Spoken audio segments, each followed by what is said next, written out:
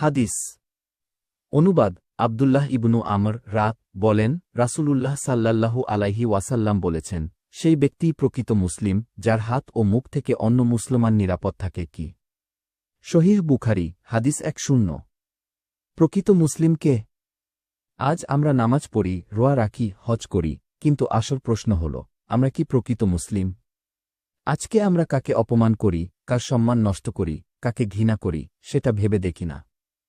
কিন্তু এই হাদিস আমাদের মনে করিয়ে দেয়, মুখের কথা আর আচরণই আমাদের ইসলামের প্রতিচ্ছবি। গীবত নয়, সম্মান করক, আঘাত নয়, ভালোবাসা দাও। প্রকৃত মুসলিম হওয়া মানে কাউকে কষ্ট না দেওয়া, মুখে ও আচরণে সবাইকে নিরাপদ রাখা। এটাই ইসলামের সৌন্দর্য। হাদিস অনুবাদ আবু হুরায়রা রাদিয়াল্লাহু তাআলা আনহু থেকে বর্ণিত, রাসূলুল্লাহ সাল্লাল্লাহু আলাইহি ওয়াসাল্লাম বলেছেন, যে ব্যক্তি আল্লাহ ও পরকাল দিবসে ঈমান আনে, সে যেন ভালো কথা বলে অথবা চুপ থাকে। সহিহ বুখারী হাদিস 6018। আমাদের সময়ের প্রেক্ষিতে প্রাসঙ্গিকতা। এই যুগে, বিশেষ করে সোশ্যাল মিডিয়া, মতবিরোধ, গুজব ও অহেতুক তর্কবিতর্কের সময় মানুষ প্রায়ই চিন্তা না করে কথা বলে ফেলে। এই হাদিস আমাদের শেখায়, চিন্তা করে কথা বলা, এবং যদি কিছু ভালো না বলা যায় তবে চুপ থাকা অনেক বেশি উত্তম।